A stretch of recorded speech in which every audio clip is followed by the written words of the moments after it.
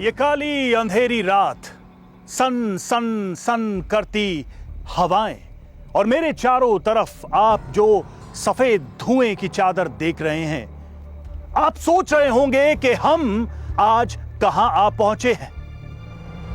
हम आज कहां मौजूद हैं। हम यहां पर मौजूद हैं, अकारण मौजूद नहीं है। इसकी वजह मैं आपको बताऊंगा। नमस्कार, मैं हूं आपके साथ रवि मिश्रा और आज हम उस देवता के दरबार में हैं जो न्याय के देवता हैं, जो आपके हमारे पाप पुण्य का हिसाब करते हैं, जो हमारे कर्मों का हिसाब करते हैं। जी हां, हम आज शनिदेव के दरबार में हैं और इसकी वजह यह है कि 122 साल के बाद एक ऐसी खगोलीय घटना होने जा रही है जिसने सबको मजबूर कर दिया यह सोचने पर कि आखिर क्या होने वाला है, क्या सावधानी रखनी चाहिए, कौन सी बातों का ख्याल रखना चाहिए। सारी बातें हम सबके जहन में अक्सर चलती हैं। सवाल यह है कि उनका उत्तर क्या है।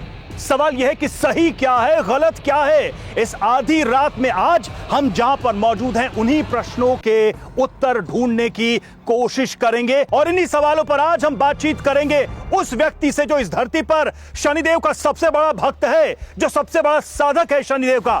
तो स्वागत करते हैं दाती महाराज का। तो दाती महाराज हमारे बीच हैं, बहुत बहुत स्वागत है महाराज जी। नीलांजनम क्षमाभासम रविपुत्रम यमाग्रदम छायामार्तम शंभूतम तम नमामि शनेश। सूर्यपुत्र उद्रेक दही विशालाक्षा सुप्रिया मंदाचार प्रश्नात्मम पीड़ा हरतम में शनि। नमः कृष्णाय नीलाय शीतकंठाय नमो नमः नमः कालग्नि रूपाय कृतंचाय च नमन। हे श्याम वर्ण वाले, हे नीलकंठ वाले, स्वीकारो नमन मेरे, स्वीकारो भजन मेरे। शनैश्वर भगवान की जय।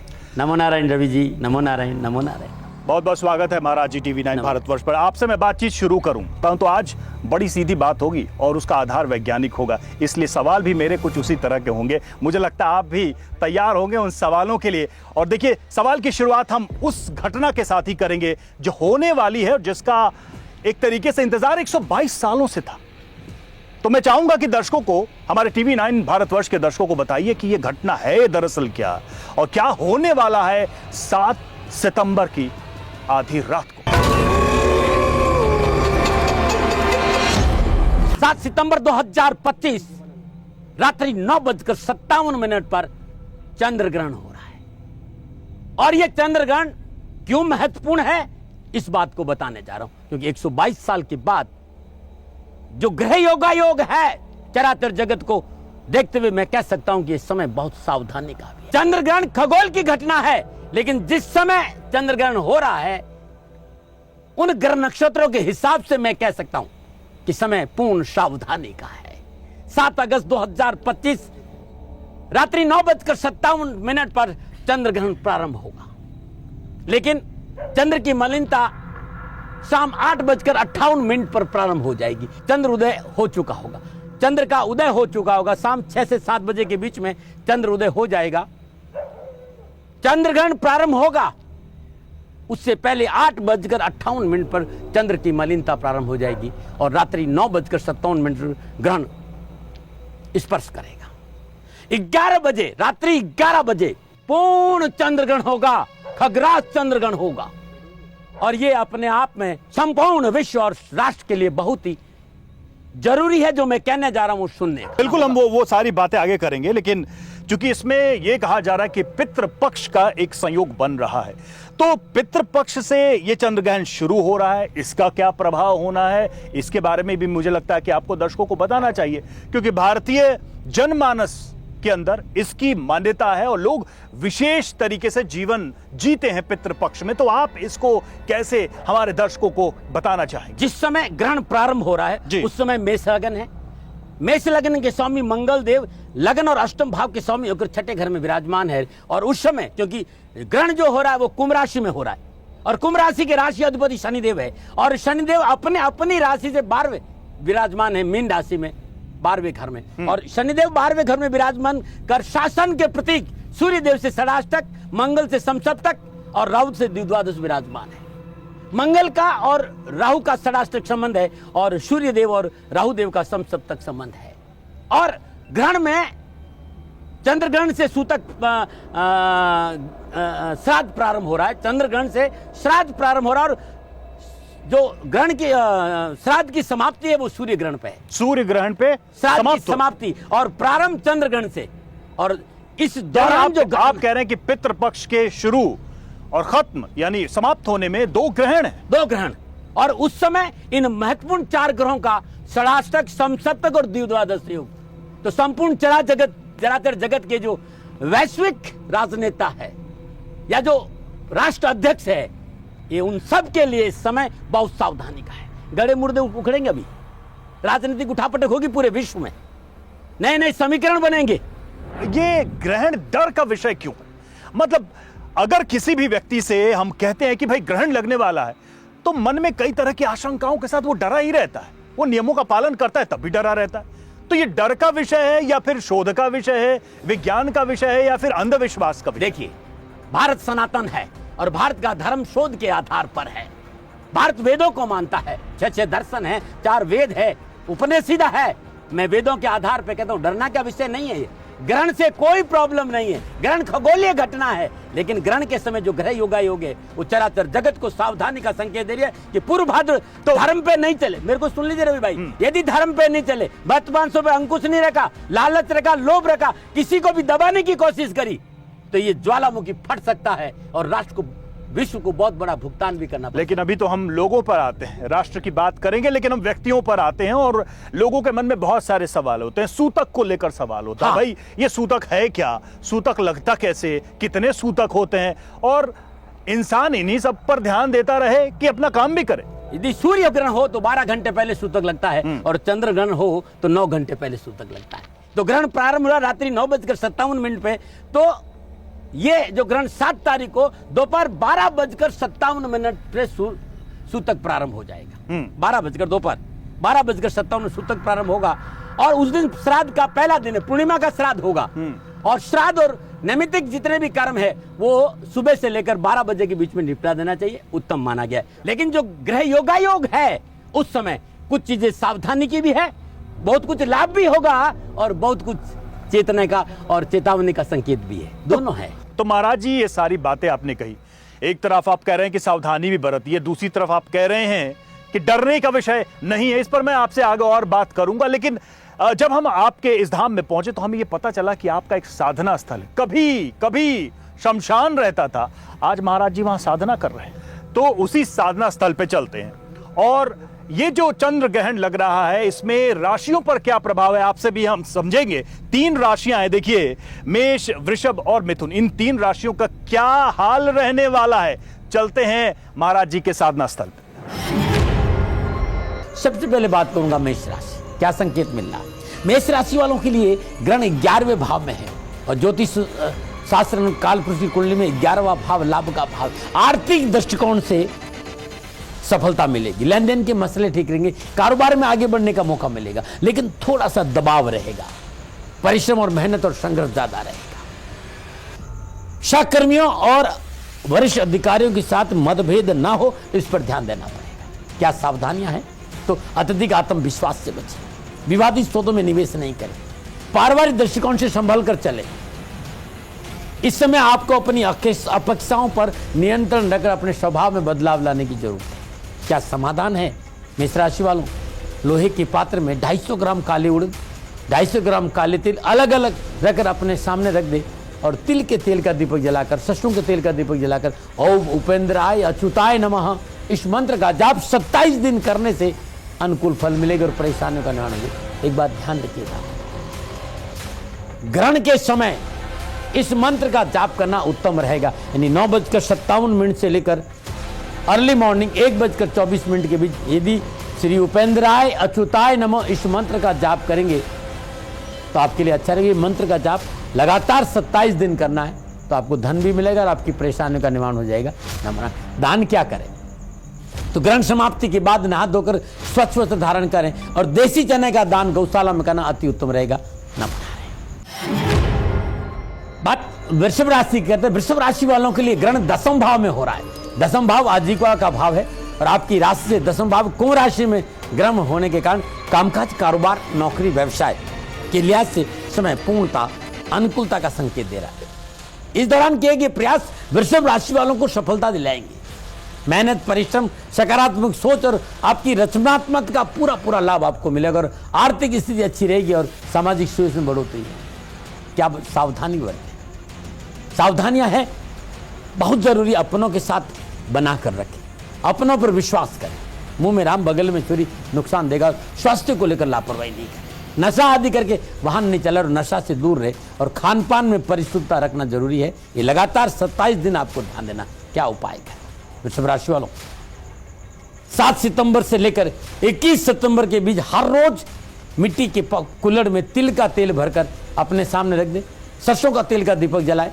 ओम श्री वत्सलाय नमः, ओम श्री वत्सलाय नमः इस मंत्र की श्रद्धानुसार माला जाप करिए और जाप के बाद ये जो तिल का तेल है या किसी गरीब निर्धन व्यक्ति को दान में दे दीजिए। ध्यान रखिएगा, मंत्र जाप ग्रहण के दौरान करना और तेल ग्रहण से पहले लाके रखना। और जब आप पूजा घर में तेल रखेंगे तो तेल में तुलसी दल जरूर डाल देना है। सरसों का तेल का दीपक जलाना है। सरसों के तेल में भी बहुत जरूरी है तुलसी दल डालना और इस मंत्र का जाप। ये मंत्र लगातार आपको 27 दिन करना। कष्ट, परेशानियां, दुख नहीं आएंगे। एक बात और कहना चाहता हूं, ग्रहण समाप्ति के बाद नहा धोकर के शुद्ध वस्त्र धारण करें और गरीब निर्धन वस्त्रों के साथ साथ भोजन सामग्री, कच्ची भोजन सामग्री दान देना शुभ रहेगा। नमस्कार। बात करते हैं मिथुन राशि। मिथुन राशि वालों के लिए ग्रहण भाग्य स्थान 9वें भाव में हो रहा है। यह भाव पिता का प्रतिनिधित्व कर रहा है, धर्म का प्रतिनिधित्व करता है, हायर एजुकेशन का प्रतिनिधित्व करता है। और आपकी राशि से 9वें भाव में कुंभ राशि में ग्रहण घटित हो रहा है। आपके लिए शुभ रहेगा। व्यवसाय, नौकरी, आर्थिक परिस्थिति के लिहाज से समय उत्तम है। अप्रत्यक्ष लाभ की प्राप्ति होगी। प्रभावशाली व्यक्तियों से संपर्क बढ़ेगा। कारोबारी मसले हल होंगे। नौकरी संबंधी परेशानी से मुक्ति मिलेगी। सावधानी क्या है? घर के बुजुर्गों की सलाह से काम करेंगे तो लाभ मिलेगा। घर के बुजुर्ग आपसे नाराज नहीं रहे। भाषा और व्यवहार की मर्यादा बनाकर रखें। माता पिता के स्वास्थ्य को लेकर लापरवाही नहीं करें, इस बात का ध्यान। समाधान क्या है? ग्रहण से पहले 9 पीले फूल, 9 हल्दी की गांठ पीले कपड़े में बांधकर उसमें तुलसी दल रखकर पूजा घर में रख दीजिएगा। घी का दीपक जलाई। श्री देव की कृष्णाय ऊर्ध्वस्थताय नमः, श्री देव की कृष्णाय ऊर्ध्वस्थताय नमः इस मंत्र का ग्रहण के दौरान जाप करना है। ग्रहण समाप्ति के बाद पुनः स्नान करके किसी मंदिर में ये सामग्री रख के आ जाना है। ध्यान रखिएगा, ग्रहण से पहले पूजन सामग्री रखनी है, उसमें तुलसी दल या कुसा जरूर रखें।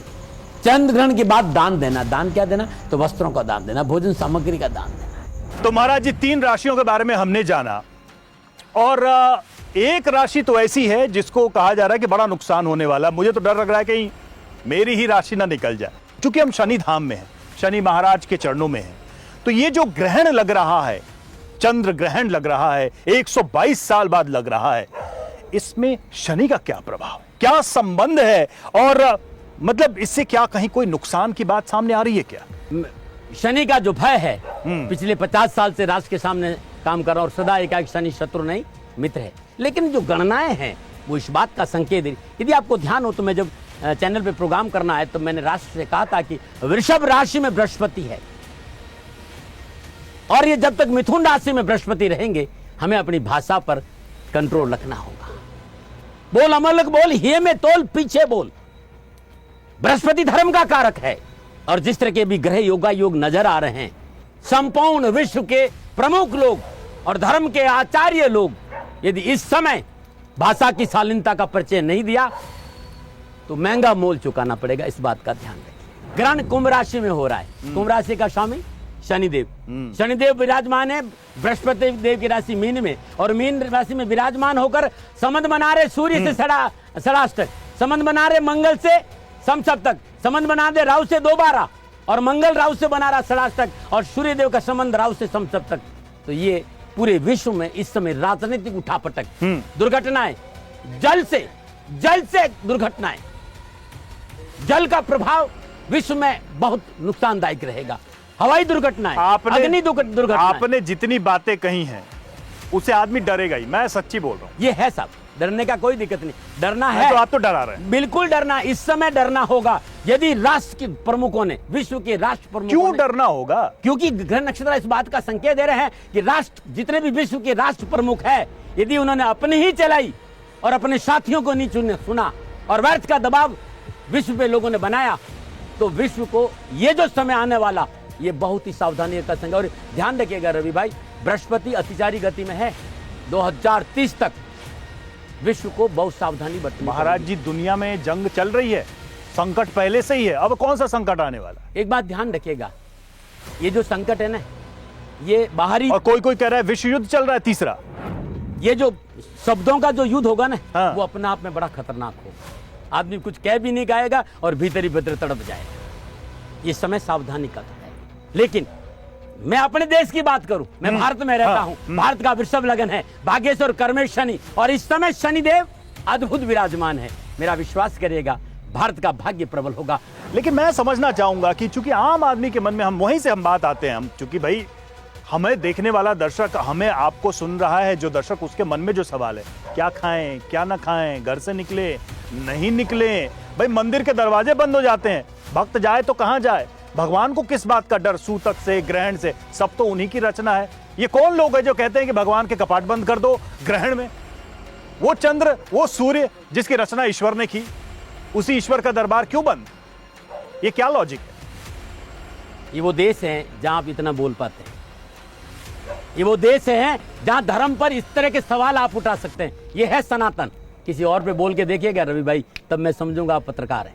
ये ध्यान रखिएगा, सनातन पर जो आप बोल रहे हैं ना, क्योंकि समझ नहीं है इस राष्ट्र कहने वालों को। एक बात ध्यान रखिएगा, हमारी श्रद्धा है, हमारी आस्था है हमारी आराध्य के प्रति। सवाल क्यों ना आप हो? सुनते गए, अब पहले सवाल के उसका जवाब ले लीजिए मेरे से। जी, क्यों बोलिए। कपाट बंद होते? हाँ। वो हमारे आराध्य है।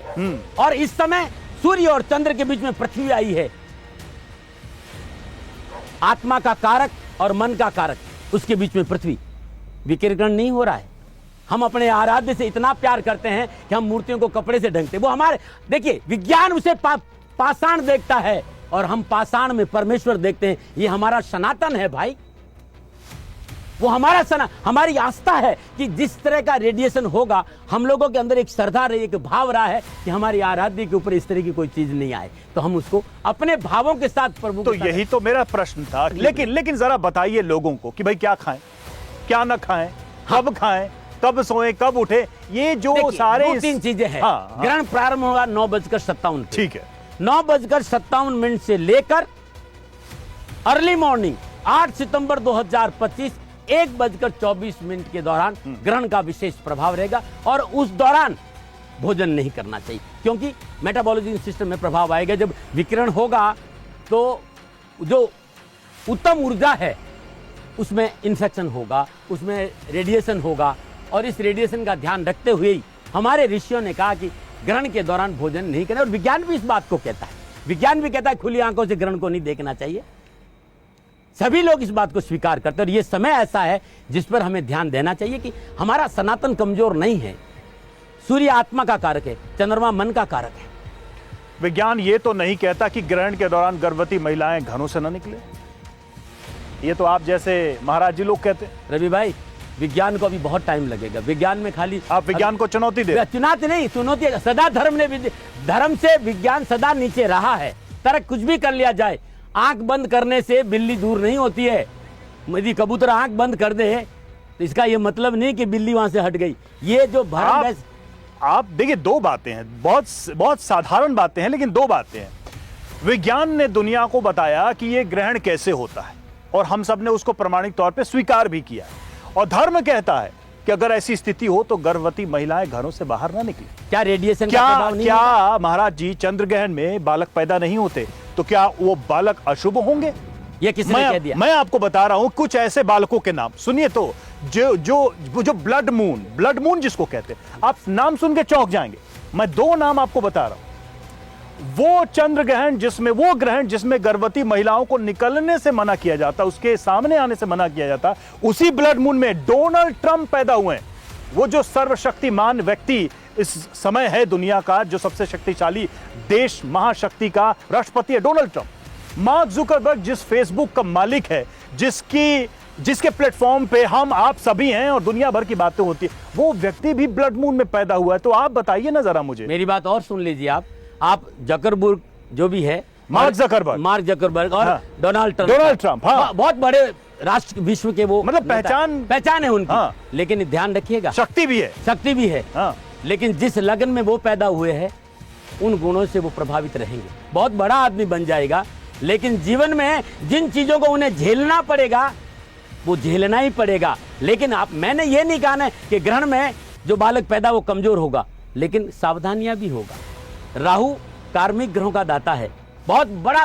नहीं तो आप ये कह रहे हैं कि अगर ब्लड मून के दिन डोनाल्ड ट्रंप और जुकरबर्ग की माताएं घरों से न निकलती तो ये और बड़े लोग होते या ऐसे नहीं होते? ऐसा नहीं है रवि भाई। हाँ। ये ग्रहण है। मैं एक आम आदमी का लॉजिक बता रहा हूं। आप है ना, हाँ। आप जो सनातन की बातें कह रहे हो, हाँ। मैंने आपको बताया कि जो ऊर्जा है, सूर्य की ऊर्जा वो चंद्रमा तक आ रही है, वो बाधित हो रही है। यदि उस समय जो रेडिएशन है उसका प्रभाव, क्योंकि गर्भ के समय जितनी कोमलता नारी के भीतर में होती है उस समय महाराज जी रेडिएशन तो तमाम चीजों से होती हैं। घरों में जो फ्रिज है उससे रेडिएशन होता है, मोबाइल फोन से होता है, ट्यूबलाइट से होता है। उसके लिए तो कोई बाबा महाराज बोलते नहीं है, लेकिन सारा गेम है सूर्य ग्रहण चंद्र ग्रहण। नहीं, ये तो देखिए, मैं ये कह रहा हूं ना कि जब जब सनातन कुछ अच्छी बात कहता है वो स्वीकार ना आपने कभी किया ना आप कभी करेंगे, लेकिन जब आप भुगत लेंगे तब कहेंगे को ये तो ऐसा नहीं होना चाहिए। मैं विश्वास दिला रहा हूं ग्रहण के समय। लेकिन सनातन पर सवाल अगर कोई कर रहा है और वो बुद्धि से कर रहा है तो सनातन को स्वीकार क्यों नहीं है? जो सनातन आपको जवाब दे रहा है वो आपको स्वीकार नहीं है ना।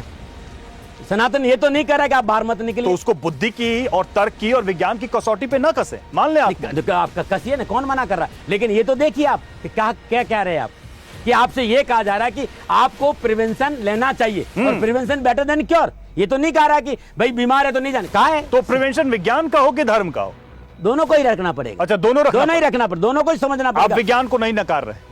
विज्ञान, इस संसार में कौन आदमी जो विज्ञान, धर्म और विज्ञान कोई अलग है? विज्ञान आपको नकार रहा है? नहीं, वो विज्ञान देखिए वो नकार रहा है जिसे विज्ञान का ज्ञान नहीं है। धर्म और विज्ञान दोनों ही एक पहलू है, ध्यान रख, दोनों ही शोध का विषय है, दोनों ही अनुभव का विषय है। दोनों को नकारना ये बुद्धिमत्ता नहीं है। ठीक है, बहुत ही दिलचस्प ये बात हो गई और मुझे लगता है ये एक चर्चा है जो अनंत काल तक जा सकती है। लेकिन हमें कुछ राशियों का भी तो हाल जानना है। साधना स्थल है आपका, जहां आपने बताया कि पहले शमशान हुआ करता था और अब आप साधना करते हैं और सबसे पवित्र स्थल बताया, वहां पर आपकी दृष्टि में 3 राशियों का क्या हाल है ये जानते हैं। कर्क राशि वालों के लिए ग्रहण अष्टम भाव में हो रहा है और कर्क राशि के स्वामी चंद्रदेव है, ध्यान रखिएगा। और चंद्रदेव पीड़ित हो रहे हैं और यह ग्रहण आपके लिए अष्टम भाव में हो रहा है, तो स्वास्थ्य संबंधी परेशानियों का संकेत। विशेष रूप से कर्क राशि को स्वास्थ्य को लेकर लापरवाही नहीं करना। व्यवसाय निवेश में सावधानी बरतें, नौकरी में परिवर्तन नहीं करें, घर और बाहर विवादों से दूर रहना बहुत जरूरी है। समाधान क्या है? ग्रहण से पहले लाल कपड़े में श्रद्धानुसार या 100 किलो गुड़ या रेवड़ी बांधकर उसमें तुलसी दल रखकर अपने पूजा घर में ग्रहण से पहले इसमें तुलसी दल जरूर डाल। और ग्रहण से पहले ही शुद्ध देसी घी का दीपक जला रहे। घी इतना होना चाहिए जो कम से कम 3 घंटा दीपक जले। ग्रहण के दौरान जब ग्रहण प्रारंभ हो तब से लेकर ग्रहण समाप्त तक ओम नारायणाय सुरसिंहाय नमः एक ऐसा मंत्र है जो जीवन का संपूर्ण दरिद्रता, परेशानी और कष्ट से छुटकर इस मंत्र का जाप करना कर्क राशि वालों के लिए बड़ा उत्तम रहेगा। और स्नान के बाद ये जो पूजन सामग्री है 9 वर्ष की कन्याओं को दान में, कम उम्र की कन्याओं को दान में देंगे तो बच्चा अच्छा रहेगा और कष्ट मिटेंगे। सिंह राशि वालों के लिए ग्रहण सप्तम भाव में हो रहा है और सप्तम भाव में ग्रहण कुंभ राशि में हो रहा है। पारिवारिक संबंधों में कुछ मनमुटाव का संकेत नजर आ रहा है। आर्थिक परिस्थितियां उतार चढ़ाव की रहेगी। साझेदारी के व्यापार में हानि का संकेत है और जीवन साथी का टकराव हो सकता है। आप इस समय कुछ संवेदनशील हो सकते हैं। घर परिवार में किसी बात पर ज्यादा तूल नहीं देना और विशेष करके 27 दिन तक सावधानी बरतें। जीवन साथी का स्वास्थ्य प्रतिकूल रह सकता है। यदि आपका व्यापार पार्टनरशिप में है तो विशेष सावधानी का संकेत नजर आ रहा है। क्या समाधान है? ग्रहण से पहले यानी 9:57 रात्रि से पहले किसी पात्र में 1.25 किलो ज्वार ले ले, तुलसी दल उसके रख दे, पूजा स्थान में रख दे, उसमें घी का दीपक जला ले। दीपक ग्रहण प्रारंभ होने से पहले जलाना है। तुलसी दल जरूर डाल देना। ओम तत्व निरंजनाय तारक रामाय नमः, इस मंत्र का जाप करना आपके लिए उत्तम रहेगा। ग्रहण समाप्ति के बाद पुनः स्नान करें और ये दान किसी गरीब व्यक्ति को दान में दे दे या गौशाला में दान में दे दे, बहुत उत्तम रहेगा। ग्रहण समाप्ति बाद नहा धोकर के शुद्ध वस्त्र धारण करें। दूध और चावल की खिचड़ी, दूध और चावल की खीर बनाए, चीनी की जगह मिश्री डालें और ये खीर 9 वर्ष की कम आयु की कन्याओं को अपने हाथ से दान दे देंगे तो कष्ट परेशानियां दुख मिट जाएगा। बात करते हैं कन्या राशि। कन्या राशि वालों के लिए ग्रहण छठे भाव में हो रहा है और छठा भाव रोग और ऋण है, बाधाओं का है, शत्रुओं का है। लेकिन जिस तरह की ग्रह योगा योग है, कन्या राशि वालों रुके हुए काम बनेंगे, धन की प्राप्ति होगी, वर्चस्व बढ़ेगा और आत्मविश्वास अच्छा रहेगा, मनोबल अच्छा रहेगा और व्यवसाय में मन उनको लाभदायक संबंध बनेंगे। नौकरी के क्षेत्र में मन अभिलाषाओं की पूर्ति होगी। कंपटीशन में, प्रतियोगिता, परीक्षा में सफलता मिलेगी। सावधानियां क्या है? व्यर्थ की बातों को तूल देना आपके लिए नुकसान देगा 27 दिन तक। स्वयं को व्यवस्थित रखे और व्यस्त रखे, अपने काम से काम मत रखे और अपनों के साथ दगा नहीं करना, परेशानी नहीं आएगी। समाधान क्या है? ग्रहण से पहले श्रद्धानुसार पालक, हरी चूड़ियां, हरा कपड़ा अपने पूजा स्थान में रख दे और उसके ऊपर तुलसी दल रख दे। शुद्ध देसी घी का दीपक जलाए। ग्रहण पूरा 3 घंटा 28 मिनट का घी इतना होना चाहिए और ग्रहण के दौरान लगातार 3 घंटा 28 मिनट श्रद्धा अनुसार ओम नमो पीताम्बराय नमः इस मंत्र का जाप करें। गणपति अथर्वशीर्ष का पाठ करें या ओम गंग गणपते नमः इस मंत्र का जाप करेंगे तो आपके लिए बहुत उत्तम रहेगा। ये दान ग्रहण समाप्ति के बाद ना धो करके गौशाला में समर्पित कर दिया, किसी गरीब निर्धन महिला को ये दान दे देंगे तो आपके लिए अच्छा रहेगा। ग्रहण के बाद दान देना बहुत जरूरी। श्रद्धा अनुसार हरी वस्तुओं का दान कन्याओं को ग्रहण के बाद देंगे तो आपको लाभ मिलेगा। नमो नारायण। तो महाराज जी ने 6 राशियां बता दी हैं और आगे जब राशियों का हाल हम जानेंगे महाराज जी से, तो उसमें एक राशि ऐसी है मतलब उसको बहुत धन लाभ होने वाला है। कौन सी राशि? आप हमारे साथ जुड़े रहिए, आगे महाराज जी आपको बताएंगे। महाराज जी, हम वापस आते हैं उस विषय पर जिसमें हम बात कर रहे थे। आपने कहा कि वैश्विक जो परिदृश्य है उसमें क्या होने वाला है, व्यक्तिगत तौर पर लोगों को कैसे लाभ होने वाला है। तो हम आपसे अब ये समझना चाहेंगे कि इसमें क्या कोई विशेष मंत्र है, कोई विशेष पूजा विधि है जिसको करने से व्यक्ति पर अगर कोई दुष्प्रभाव पड़ भी रहा हो तो वो उससे बच जाए, उसे इस ग्रहण और इस पूरे कह सकते हैं कि जो इस वक्त घटना है उसका लाभ भाई 2 बातें हैं यहाँ पर। उन्हें याद दिला रहा हूं कि ग्रहण प्रतिकूल नहीं है। ग्रहण के समय जो योगा योग है, ये जो गणना है वो 122 साल के बाद में है।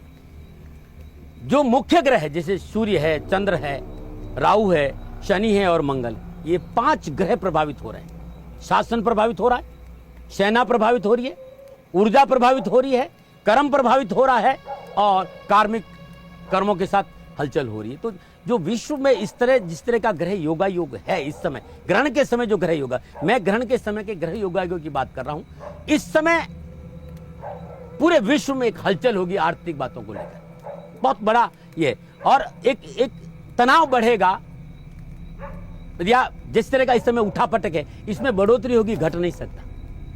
अब आप कहेंगे कि जाप, तो ग्रहण के दौरान भगवान शिव के मंत्रों का जाप करना सबसे उत्तम माना जाता है। त्र्यंबकम यजामहे सुगंधिम पुष्टिवर्धनम उर्वारुकमिव बंधनात् मृत्युमोक्षमामृतात् ओम तत्पुरुषाय विद्महे महादेवाय धीमहि तन्नो रुद्र प्रचोदयात् या ओम नमः शिवाय, इन मंत्रों का जाप करना, गायत्री मंत्र जो साधक है गायत्री मंत्र का जाप करना, ये बड़ा अद्भुत माना जाता है। कब? 9:57 से लेकर रात्रि मध्य रात्रि 1:24। ये बड़ा अद्भुत माना। दूसरा, रवि जी बहुत अच्छा माना जाता है इस दौरान अपने जो ग्रहाधिपति है, जो 9 के 9 ग्रह, उनके बीज मंत्रों का जाप करना। जो भी ग्रह है, जिनका भी जो राशि है उस ग्रह का, आजकल गूगल है, पता चल जाता है कि हमारा राशि का ग्रह कौन है, उसका ग्रहों के जाप करना बड़ा अद्भुत माना गया है, बहुत अच्छा माना जाता है। इस दौरान सुंदरकांड का पाठ करना बड़ा अद्भुत माना जाता है। लेकिन कब? जब ग्रहण शुरू हो उससे पहले नहा धो करके अपने पूजा स्थान में जो भी सामग्रियां रखनी होती है वो सामग्री रख दी और उसमें कुशा और तुलसी रखना बहुत जरूरी। कुशा और तुलसी रेडिएशन को कम करती, ध्यान रखिएगा। भारत का सनातन बड़ा अद्भुत है। हम जाएंगे इसमें गहरे, नहीं तो बहुत कुछ मिलेगा। तो इस बात का ध्यान रखना जरूरी। तो ये जो मंत्र है 5-7 जो भी आपको अच्छे, गायत्री मंत्र है, शिव मंत्र है, मृत्युंजय मंत्र है, शिव गायत्री है, ग्रहों की गायत्री है, ग्रहों के बीज मंत्र है, इनका जाप करना अति उत्तम माना गया है। और एक बात फिर कहना चाहता हूं, मैं डरा नहीं रहा हूं। इस समय जिस तरह के घटनाएं नजर आ रही है रवि जी, वो अच्छा नहीं है। इस समय बहुत राष्ट्र को हमें सब जितने भी राष्ट्र के लोग हैं, हमें राष्ट्र हित में सोचना होगा, बहुत जरूरी है। ये भारत का वृषभ लगन है। ये बहुत महत्वपूर्ण बात कही। और पिछले समय में जो कुछ भी हुआ, पाकिस्तान से हुआ, चीन से हमारे अभी संबंध बन रहे हैं, पीछे खराब हुए थे। अभी डोनाल्ड ट्रंप क्या क्या कह रहे हैं। तो आपने अभी बोला ना कि दुनिया भर में बहुत कुछ होने वाला और है। एक बात और ध्यान रखिएगा, हाँ। भारत का वृषभ लगन है और भारत के तीसरे घर में 5 ग्रह है जब भारत आजाद हुआ था। और जिस तरह के इस समय ग्रह योगायोग है, पूरा विश्व जो अपने आप को सर्वसेवा कहने वाले लोग हैं, उनकी टेढ़ी दर्शी भारत के ऊपर है कि ये आगे नहीं बढ़ जाए और भारत आगे बढ़ेगा। को कारण जो हृदय मिटाए और जो शोक है वही मिट जाए। भारत का विकास होगा, भारत प्रगतिशील होगा। बस भारत के लोग भारत की शासन को मजबूत करें, अपने लोगों की टांग नहीं खींचे और भाषा पर शालीनता रखें। ये प्रबुद्ध लोगों को इस बात का ध्यान रखना पड़ेगा कि राहु और चंद्र कुंभ राशि में है और बृहस्पति देव मिथुन राशि में है। भाषा की वजह से राष्ट्र को बहुत बड़ा नुकसान। ये बहुत अच्छी बात कही आपने, भाषा की बात कही। अब महाराज जी, मुझे लगता है आपसे तो ये प्रश्न करना ही चाहिए मुझे। भाषा को लेकर अभी हमने देखा कुछ संतों के बीच भी विवाद हो गया। अब ये क्या है, हमने देखा कि अनिरुद्धाचार्य इतने विवादों में रहे, महिलाओं के ऊपर जो उनकी टिप्पणी हुई, आप इस पर कुछ कहना चाहेंगे? और एक सनातन का हिस्सा होने के नाते वो भी यही बात करते हैं, उनको कोई सलाह नहीं देना चाहेंगे आप? हाँ, मैं आपसे हाथ जोड़कर क्षमा जाऊंगा रवि, और मेरा निवेदन राष्ट्र से भी होगा कि यत्र नारीस्ति पूजन्ते रमन्ते देवता या देवी सर्वभूतेषु मातृरूपेण संस्थिता। ना नारी पे मैंने कभी बोला है, मैं ना नारी पे कभी बोलता हूँ। मेरे लिए नारी पूजा का विषय है और हमारे होने का कारण नारी परिचर्चाओं का विषय नहीं, पूजा का विषय। नारी का सम्मान करो, इस विषय पर ना मैं टिप्पणी करता हूं। किसने क्या कहा है, क्यों कहा है, आप उन्हीं से सवाल करेगा, अच्छा लगेगा। मेरे लिए मेरे राष्ट्र की नारी, संपूर्ण चराचर जगत की नारी माँ भगवती का स्वरूप है, मैं प्रणाम करता हूं। मैं इस विषय पर कभी नहीं बोला, ना बोलूंगा। कुछ सलाह तो दे ही देंगे, सलाह तो दी जा सकती है ना? अभी तक मैंने सलाह दी है रवि भाई। सी बाणी बोलिए मन का आपा कोई, औरन को शीतल करे आप ही शीतल हो। भाषा वो होनी चाहिए सबकी। मैं सभी को निवेदन करता हूं और मैं तो राष्ट्र के सभी संतों, महात्माओं, प्रमुखों से हाथ जोड़ के कह रहा हूं कि इस समय किसी तरह का तर्क राष्ट्र को बहुत बड़ा नुकसान देगा, सनातन को बहुत बड़ा नुकसान देगा। जिन्होंने क्या कहा, किन्होंने नहीं कहा, लेकिन वो तो कह के चले गए। संत लोगों को भी अब इस विषय पर टिप्पणी नहीं करना चाहिए। संतों की अपनी महिमा है, संतों की अपना औरा है और उसी में मस्त तो संतों की बात कही आपने, तो रामभद्राचार्य और प्रेमानंद को लेकर भी बहुत सारी बातें आई और रामभद्राचार्य जी ने जो कहा, मुझे लगता है कि अचानक से सबकी नजर इस बात पे गई भाई कि संत एक दूसरे के लिए ऐसी बातें कर रहे हैं। आप मतलब इसको कैसे रवि भाई देखेंगे? आप ये किस ग्रह का प्रभाव है संतों के ऊपर? मिश्रा जी, ये तो मैंने आपसे कहा ना कि बृहस्पति धर्म का कारक है और वो वृषभ राशि में आया है और ये मिथुन में। लेकिन मैं एक छोटा सा निवेदन आपसे भी करूंगा कि राष्ट्र बड़ा अद्भुत है, सनातन बड़ा अद्भुत है। कहते हैं खगे ही जाने खग की भाषा। ये संतों का विषय, संन्यास लिए 60 साल हो गया, 77 साल की मेरी उम्र है, मैं क्षेत्र खत्म कर चुका हूँ। रामभद्राचार्य जी और प्रेमानंद जी महाराज दोनों ही अद्भुत मूर्तियाँ हैं। एक शास्त्र की अद्भुत ज्ञाता है और वो भजनानंदी है। इन दोनों पर मुझे कुछ कहना, मैं दोनों को प्रणाम करता हूँ। और मेरा विश्वास करिए, आपके मार्फत से संपूर्ण राष्ट्र के लोगों से निवेदन करता हूँ कि ये समय तर्क वितर्क का नहीं है। संतों का मामला निपट लेंगे ना, क्यों इस लफड़े में आप लोग पड़े? एक बार जिस विषय का जानकार कोई व्यक्ति है उसको ही बोलना चाहिए। ना आप जानकार है ना मैं जानकार हूँ विषय, क्यों बोला, कैसे बोला, किस तरह बोला, ये विषय उनका है। और मेरा विश्वास करिए, मैं उन सभी लोगों से कहना चाहता हूँ कि क्यों राष्ट्र के साथ, सनातन के साथ, सनातन कमजोर हो जाएगा। और वो संतों की अपनी में संत अपना आप दोनों का। और मैंने सुना है कि महाराज ने तो विनम्र प्रार्थना भी कर दी, निवेदन भी कर दिया। वो दोनों ही संत बहुत अद्भुत है और इस पे चर्चा नहीं होनी चाहिए। इससे हमारा राष्ट्र कमजोर होगा, हमारा सनातन कमजोर होगा और हम दिशा विहीन हो जाएंगे। इस पे चर्चा नहीं होनी चाहिए। और आप तो विद्वान हैं मिश्रा जी, इस विषय पर चर्चा नहीं करें तो अच्छा लगेगा। चलिए ठीक है, आपकी देखिए, आपकी राय लेना इसलिए जरूरी है क्योंकि समाज में लोग संतों की तरफ मार्गदर्शन के लिए देखते हैं और जब इस तरह के प्रकरण आते हैं तो लोगों के मन में ये प्रश्न जरूर होता क्या आता रवि जी? है। संत अद्भुत होता है। संत वाणी अटपटी झटपेट लगे न कोई जो झटपट लगे चटपट दर्शन। संत कब किस उनकी वाणी बड़ी अटपटी, किसी मनुष्य के हमारे जैसे व्यक्ति, मैं बहुत साधारण फकीर आदमी हूँ। इस संन्यास मार्ग में 60 साल में इतना मेरा क्षमता नहीं रही कि मैं उस अनन्य प्रेम के प्रतिरूप, ब्रह्मानंद जी महाराज अद्भुत प्रेम के प्रतिरूप है। आप देखें नहीं उनका उमंग उत्साह, उनकी हिम्मत देखिए कि दोनों किडनियां नहीं है और वो कितना अद्भुत उत्साह और उमंग के साथ प्रभु भक्ति में लगे। प्रणाम करना चाहिए। और रामभद्राचार्य विद्वान है, राष्ट्र की बहुत अद्भुत धरोहर है। उन्होंने क्यों कहा, मेरे को तो आश्चर्य ये लगता है कि रामभद्राचार्य ने कुछ कहा, प्रेमानंद जी ने कुछ कहा ही नहीं, बाकी लोग काहे के लिए कह रहे हो? दोनों संत निपट लेंगे ना आपस में, आप लोग शांत रहिए। आप क्या देख रहे हैं ऐसा कि जो ये यूरोप के देश हैं या वो जहां पर इस 3-4 साल से युद्ध चल रहा है, इन सब का भी कोई प्रभाव है? मतलब ये जो चंद्र ग्रहण है या राशियों की जो स्थिति है, ग्रहों की स्थिति है, भाई वो देश तो मानते हैं नहीं, उनका विश्वास हमारे सनातन की जो ज्योतिष पद्धति है या हमारा जो ज्ञान है उसको वो उस तरीके से नहीं देखते, फिर भी वो इस पीड़ा से लंबे समय तक जूझ रहे हैं। कोई कनेक्शन देख पाते हैं आप क्या? कोई नहीं मान रहा है तब भी वो प्रभावित है। आपको पता कि जब वृषभ राशि में बृहस्पति आया था और गणनाएं थी, मैंने निवेदन किया था कि ये समय आज से 2 साल पहले मैं अपने पॉडकास्ट में, जो मैं भी बोलता हूँ, मेरा शौक है, मैं राष्ट्र के लिए बोलता हूँ। अभी भी मैं आपसे कहना चाह रहा हूँ कि अभी भी जो घटनाएं है ये अच्छी नहीं मानी गई, क्योंकि जब शासन जी और शनि, सूर्य और शनि का षडाष्टक संबंध अच्छा नहीं माना गया। उसके बाद में सूर्य नीच के होंगे, समसप्तक हो जाएंगे। मंगल इस समय समसप्तक में, फिर षडाष्टक हो जाएगा। तो जो आने वाला समय है 2027 अप्रैल तक, तब तक तो बहुत विशेष सावधानी संपूर्ण राष्ट्र को और विश्व को बरतनी पड़ेगी। और मैं भारत के लिए एक बात जरूर कहना चाहूंगा कि ये अपने आसपास के लोगों पर अंधा विश्वास नहीं करे। शासन प्रमुखों से मेरा निवेदन रहेगा कि अपनी आंख खुली रखे, विदेश नीति मजबूत रखे। राष्ट्र हित पर यदि हमारे शासन प्रमुखों ने नहीं सोचा तो भारत का नुकसान हो सकता है। सीमाओं पर विशेष सावधानी और ध्यान रखना, बगुला भक्ति से सावधान रहना बहुत जरूरी है। बगुला भक्ति, हाँ, कुछ लोग राष्ट्र के कंधा यूज कर सकते हैं। हमारा भारत का राहु बहुत वो अनप्रेडिक्टेबल है, अनकन्वेंशन है। राहु धोखा देता है, चलते चलते रूप बदल देगा, अपना स्वार्थ पहले देखता है। कुछ महाराज जी साफ साफ बताइए। मैं ऐसे ही बोलूंगा, मैं इतना ही कह सकता हूँ। राजनेताओं से, आचार्यों से निवेदन करना चाहता हूँ कि संभालिए अभी अपने राष्ट्र, ठीक है, क्योंकि ये राष्ट्र सुरक्षित रहना। मुझे लगता है आपकी बात सभी सुन भी रहे होंगे। और महाराज जी चलते हैं आपके साधना स्थल पे। 3 राशियां, जो अगली 3 राशियां हैं, तुला, वृश्चिक और धनु, उनकी स्थिति क्या रहने वाली है वो समझने के लिए चलते हैं आपके साधना स्थल। बिल्कुल बिल्कुल रवि भाई। तुला राशि वालों के लिए ग्रहण 5वें भाव में हो रहा है और 5वां भाव कालपुरुष की कुंडली में संतान का है, विद्या का है, उदर का है, फिल्म इंडस्ट्री का है, रचनात्मक का, शेयर मार्केट का है।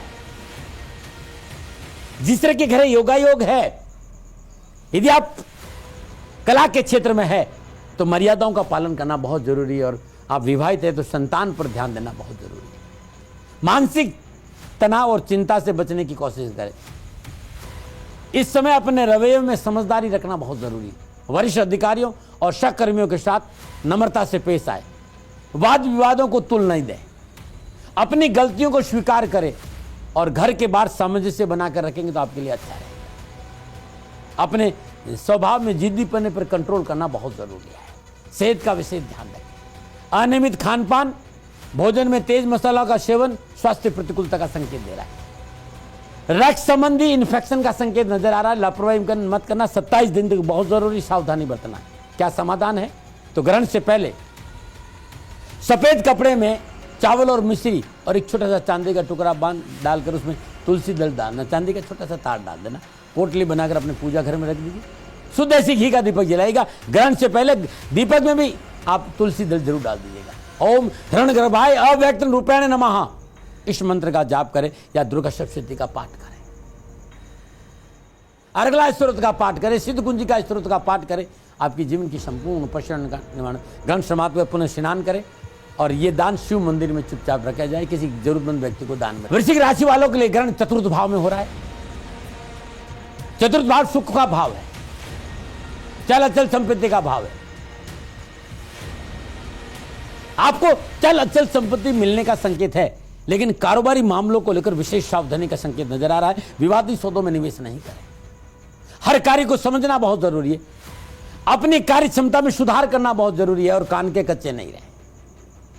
अपनों पर विश्वास करें और ऐसा आपने किया, कैरियर और कारोबार में लाभ की प्राप्ति होगी। विशेष सावधानी क्या है? कार्य व्यवसाय में दशकों से ग्रहण काल का यह समय आपके लिए मुश्किल भरा रह सकता है, तो मेहनत संघर्ष बढ़ सकता है, उतार चढ़ाव रह सकता है, रिश्तों में उतार चढ़ाव आ सकता है। लेकिन कभी कभी आप असली से दूर होते हुए दूसरों से बड़े बड़े वादे करते हैं, इससे बचना चाहिए। आप उताते पाव पसारिए, जते लंबी सौर। भूमि भवन वाहन संबंधी मामलों में पूंजी निवेश बिल्कुल नहीं करना। 27 दिन प्रॉपर्टी खरीदना और बेचना विशेष सावधानी का संकेत है, मोटा नुकसान का संकेत नजर आ रहा है। पारिवारिक मामले में खुद को विनम्र रखना बहुत जरूरी है। क्या समाधान करें? तांबे के पात्र में श्रद्धानुसार गेहूं भर दीजिए, थोड़ा सा उसमें गुड़ रख दीजिए, लाल चंदन का टुकड़ा रख दीजिए। कब रखना है? तो ग्रहण से पहले, रात्रि 9:57 से पहले रखना है। और उसमें तुलसी दल या कुस्सा जरूर रख, दोनों में से कोई जरूर रख दीजिए। स्वदेशी घी का दीपक जलाए। दीपक कब जलाना है? तो ग्रहण से पहले जलाना है और उसमें तुलसी दल डाल देना है। ग्रहण के समय ओम क्लीम ब्रह्मणे जगद्धाराय नमः इस मंत्र का जाप करना उत्तम रहेगा, या सुंदरकांड का पाठ करना बड़ा उत्तम रहेगा। ओम महामते नमः इस बीज मंत्र का जाप करने से भी आपके कष्ट मिटेंगे। ग्रहण समाप्ति के बाद श्रद्धानुसार साबुत मसूर गरीब, निर्धन, विधवा स्त्री, सफाई कर्मचारी को दान में देंगे। कैरियर, कारोबार, नौकरी, व्यवसाय, समाज की संपूर्ण परेशानी का निवारण मिलेगा। धनु की बात करूंगा। धन राशि वालों के लिए यह ग्रहण तीसरे भाव में हो रहा है और तीसरे भाव में ग्रहण पुरुषार्थ का भाव है, छोटे भाई बहनों का भाव है, साहस पराक्रम भाव है, यात्रा का भाव। आपका कम्युनिकेशन स्किल बहुत अच्छा रहेगा। कारोबार में लाभ मिलेगा, कारोबारी मामले सुलझेंगे। नौकरी और व्यापार में कुछ नया करने का मौका मिलेगा। कार्यस्थल पर आ रहे विपरीत परिवर्तन और बदलाव आने वाले समय के लिए आपको शुभता का संकेत। इस समय जो आपको परेशानी लग रही, आगे चलकर आपके लिए बहुत अच्छा रहेगा। लेकिन सावधानी क्या है? तो मेहनत से आनाकानी ना करें। कार्यस्थल पर सबके साथ मित्रवत व्यवहार करें।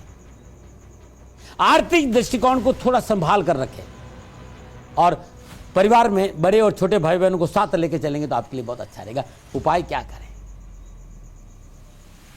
श्रद्धानुसार चने की दाल, 108 इलायची किसी पात्र में पूजा घर में अपने सामने रख दीजिए। ग्रहण से पहले, ध्यान रखिएगा, ग्रहण से पहले। और उसमें तुलसी दल जरूर रख दिया, कुस्सा जरूर रख दीजिएगा। ग्रहण से पहले शुद्ध देसी घी का दीपक जलाइए। 3 घंटा 28 मिनट का ग्रहण है, उस दौरान ओम क्लीम कृष्णाय नमः इस मंत्र का जाप करिएगा, या फिर ओम ग्राम ग्रीम ग्राम श गुरुवे नमः इस मंत्र का जाप करिए, या ओम नमो भगवते वासुदेवाय नमः इस मंत्र का जाप करिएगा। लगातार ये जाप करना बहुत जरूरी है। लेकिन ध्यान रखना, पूजन सामग्री ग्रहण से पहले रखनी है और उसमें तुलसी दल या कुस्सा रखना बहुत जरूरी है। ग्रहण के बाद श्रद्धानुसार दक्षिणा के साथ ये संपूर्ण पूजन सामग्री किसी गरीब, निर्धन, स्वगन स्त्री को दान में दीजिएगा। कष्ट मिटेंगे, न बनाए। तो महाराज जी 9 राशियां हो चुकी हैं और आगे अब 3 राशियां बाकी हैं, लेकिन मतलब बहुत उथल पुथल राशियों के स्थिति में भी दिखाई दे रही है। और जो 3 राशियां हैं वो भी मुझे लगता है इंतजार कर रहे हैं कि आप क्या प्रेडिक्ट करने वाले हैं। एक सवाल था कि चूंकि 122 साल के बाद ऐसे ग्रहण का योग बन रहा है, तो उस दिन जो बच्चे जन्म लेंगे, निश्चित तौर पर भारत में तो हर पल हर क्षण बच्चों का जन्म होता रहता है, तो उनके लिए क्या स्थिति होगी, जीवन उनका कैसा रहने वाला है? संपूर्ण राष्ट्रवासियों से मेरा निवेदन कि ज्योतिष मेरा जीवन रहा है। मैं आप लोगों को शॉर्ट में कहना चाहता हूँ, जहां तक तकनीकी क्षेत्र होगा, जो बच्चा इस ग्रहण के दौरान पैदा होगा, आर्थिक और तकनीकी रूप से बड़ा सुदृढ़ होगा, एजुकेशन में कमजोर नहीं होगा, राजनीतिक उसका वर्चस्व बहुत होगा, लेकिन वो किसी की सुनेगा नहीं। इस बात का करेगा वो जो उसकी मर्जी। दिल की मैं सुनेगा। सुबह से लेकर रात्रि 1:24 के सारे ग्रहों लग्नों की बात कर रहा हूं, जब तक जो लग्न है, क्योंकि जिस समय ग्रहण है वो मेष लग्न है, आक्रामक रहेगा, अपनी बात कह के रहेगा, लेकिन राशि के प्रति वफादार होगा। यदि इन 3 घंटों में 2 लग्न होंगे, वृषभ लग्न आएगा, बहुत खूबसूरत बच्चा होगा, वाणी में बड़ी मिठास होगी, आर्थिक सुदृढ़ता आएगी, राजनीति के क्षेत्र में बहुत अच्छा करेगा, कारोबार बहुत अच्छा होगा, धन बहुत होगा, लेकिन खान पान में परिशुद्धता नहीं रहेगी। ये अच्छा भी है तो कुछ सावधानियां भी है, क्योंकि हर भाव का अपना प्रभाव है और हर ग्रह का अपना प्रभाव है। यदि वो मेष लगन में पैदा हुआ तो छठे और आठवें का मालिक, लगन और आठवें का मालिक छठे में बड़ा शत्रुहंता होगा, शत्रु उसका बाल बांका नहीं कर सकता, और कर्जा लेकर व्यापार इतना बढ़ा देगा कि पूछो मत। ये ग्रह उस समय, अब सूर्य पंचम घर में बैठा है, लीडर होगा जबरदस्त। 12वें घर में शनि बना, कर्म का दाता होगा, देश विदेश में खूब यात्रा करेगा, समाज में उसका बहुत प्यार होगा, समाज में वर्चस्व रहेगा। लेकिन 11वें घर में राहु बैठा तो वो अपना लाभ पहले देखेगा। ऐसे है तो कौन सा किस लगन में पैदा हुआ है, उस समय कौन सा नक्षत्र है, नक्षत्र अधिपति कहां बैठा है, उस नक्षत्र के अधिपति को कौन सा ग्रह देख रहा है, ये सब देखना बहुत जरूरी है। इसलिए मैंने कहा कि ग्रहण में पैदा होना बुरा नहीं है, अलग अलग गुण होंगे, और ग्रहण में तो बड़े बड़े विद्वान पैदा हुए भाई। राहु जितना आक्रामक है उतना अद्भुत भी है भाई।